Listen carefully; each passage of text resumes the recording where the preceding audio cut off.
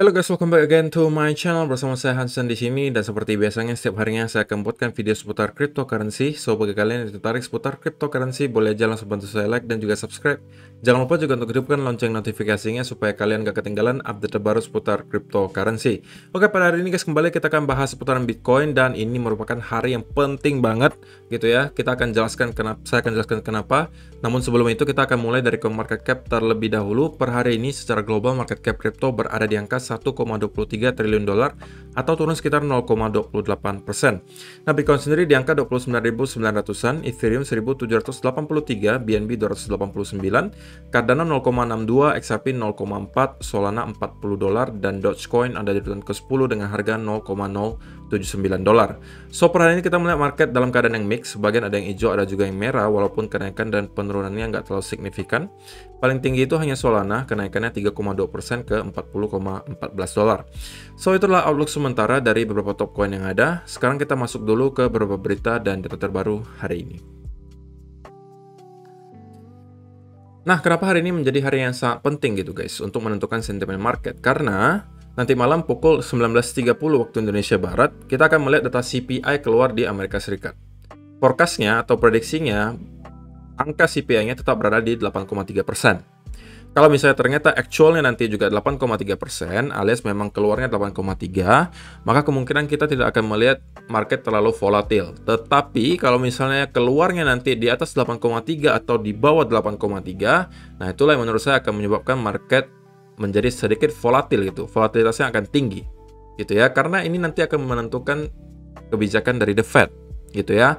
Semakin tinggi inflasinya, ya The Fed pasti dipaksa untuk semakin hawkish atau semakin agresif. Ya, semakin rendah data CPI-nya tentunya akan menjadi bahan pertimbangan lagi bagi The Fed untuk menentukan kebijakannya.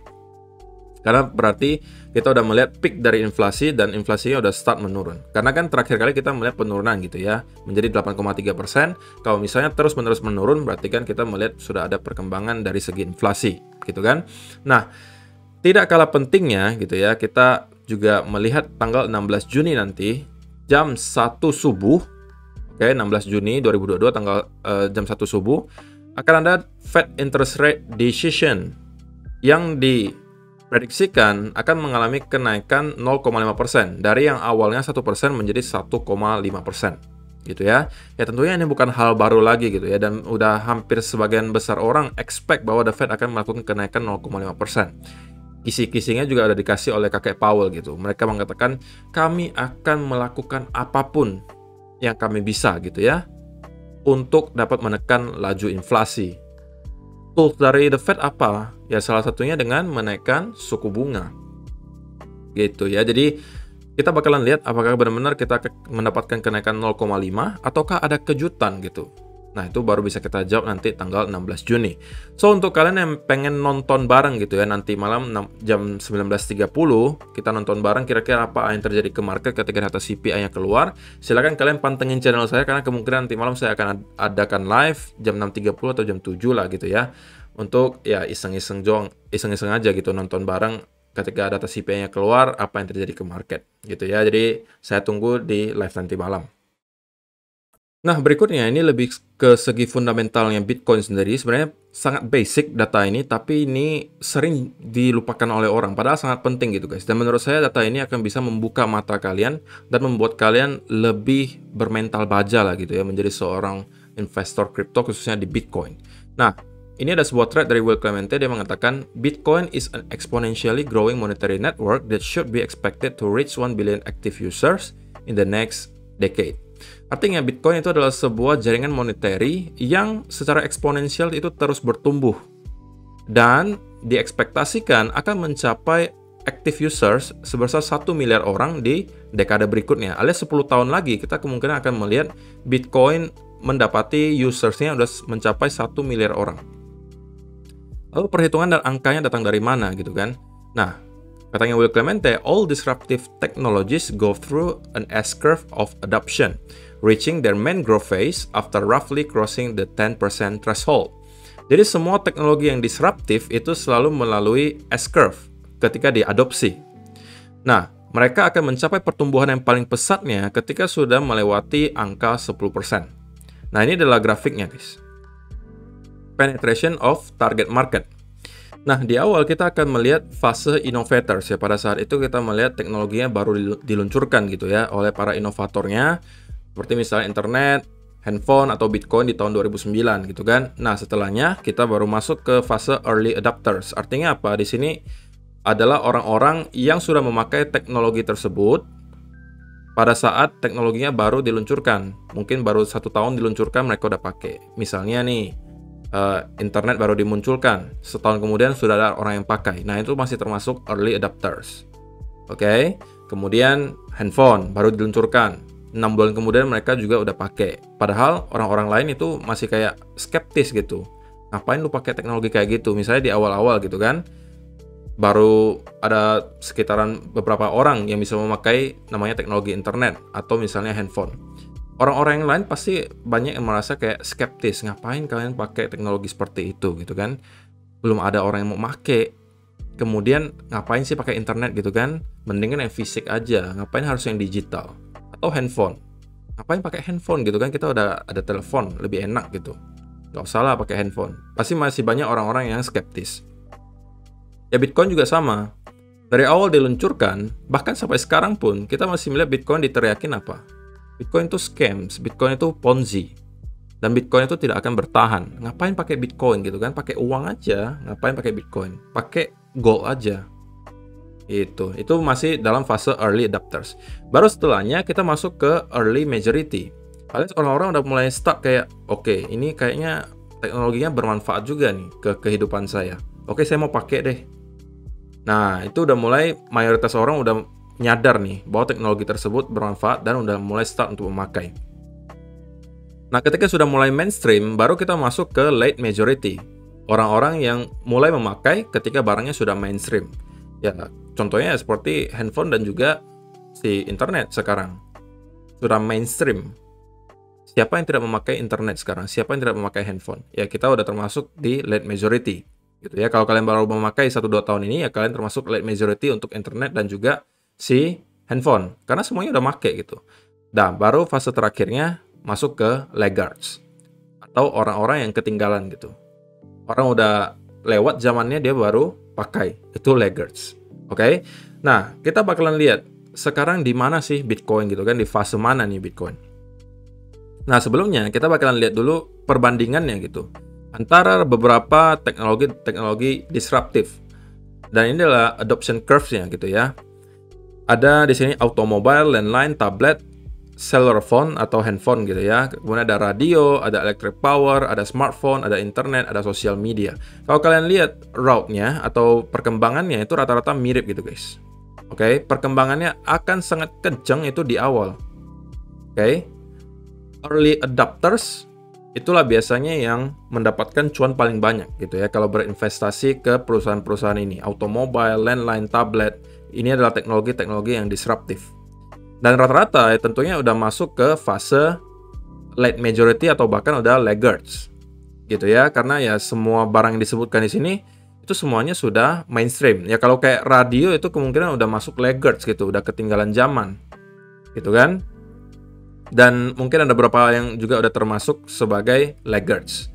Seperti misalnya contohnya tablet gitu ya. Ini udah termasuk laggards juga. Kalau misalnya kalian lihat warna yang ungu, ini yang coklat juga udah termasuk laggards, bahkan smartphone. Gitu ya.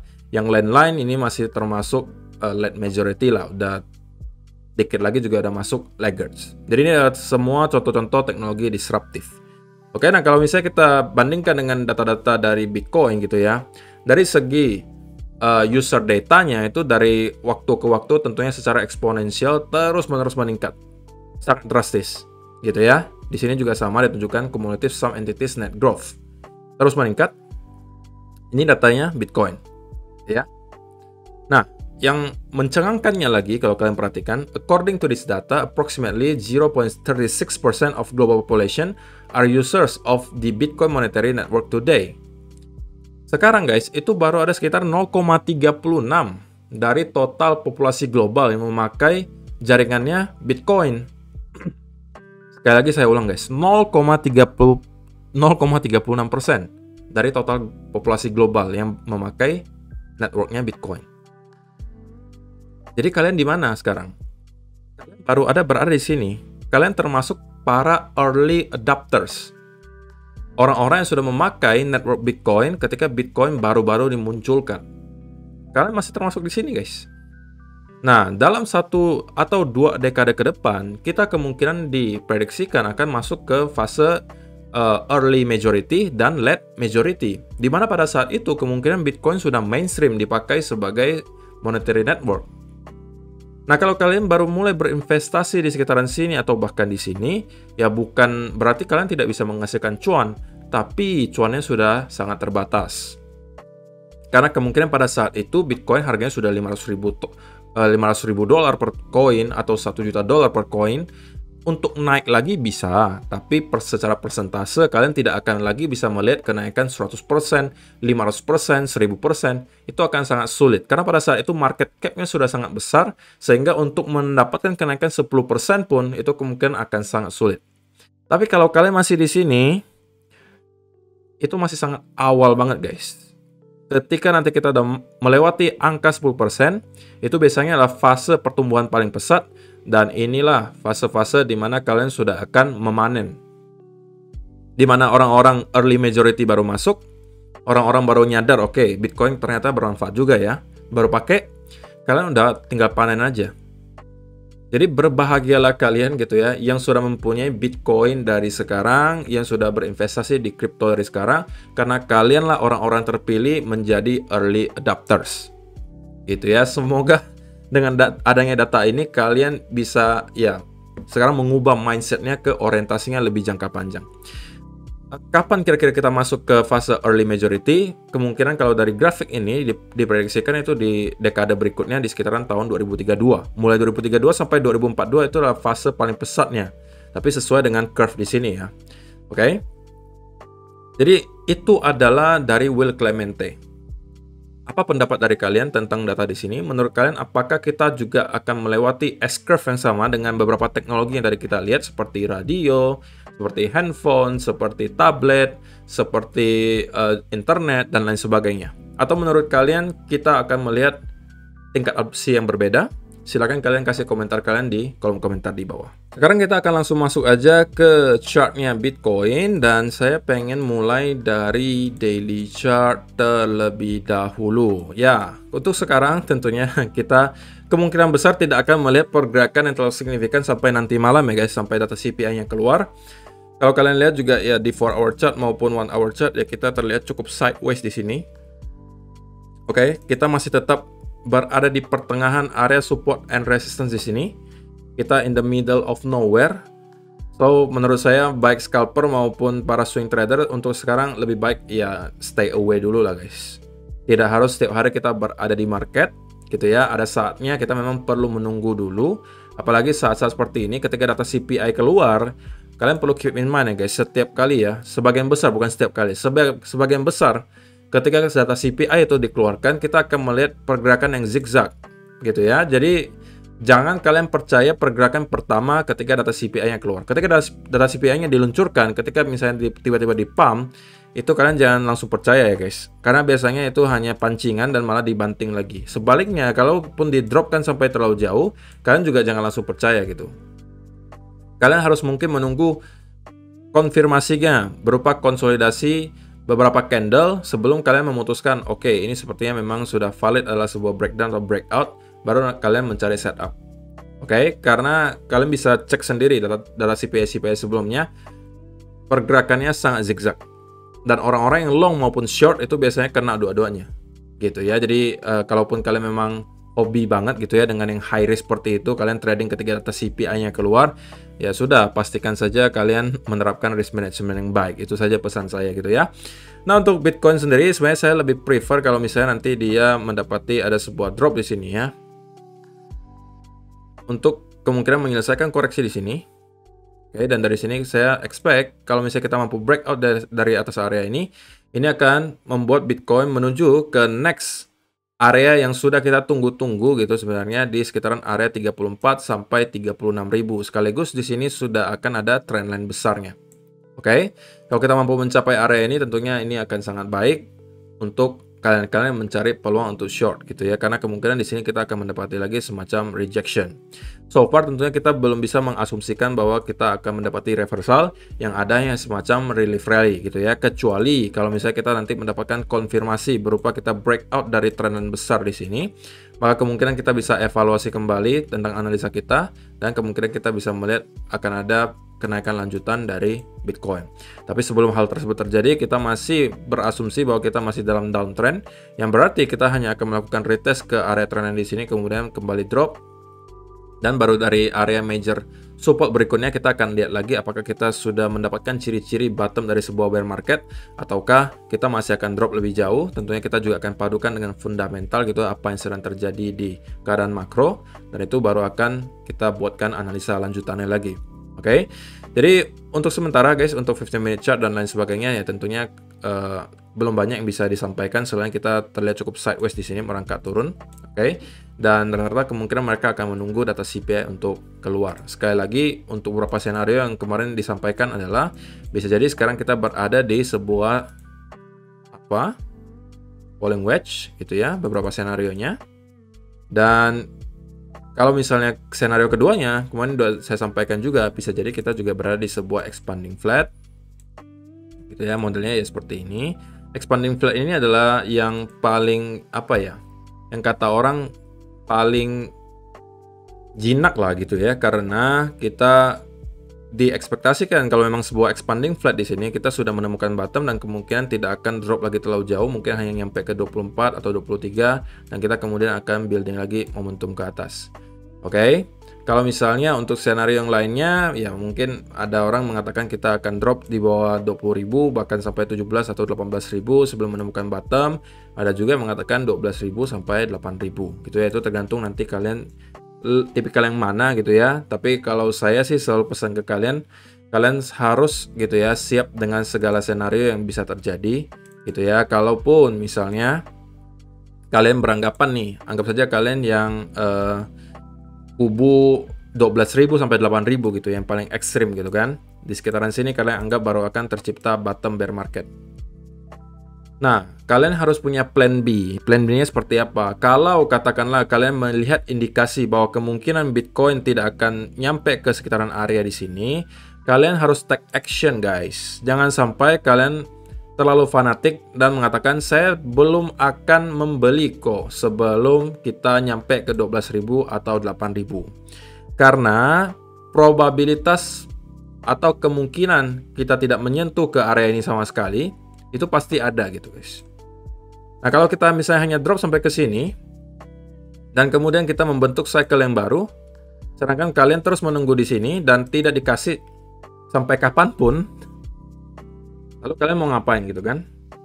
Masa kalian nunggu terus, misalnya sampai Bitcoin sudah harganya $500.000, $1 juta, kalian masih nunggu Bitcoinnya di 12.000 gitu kan?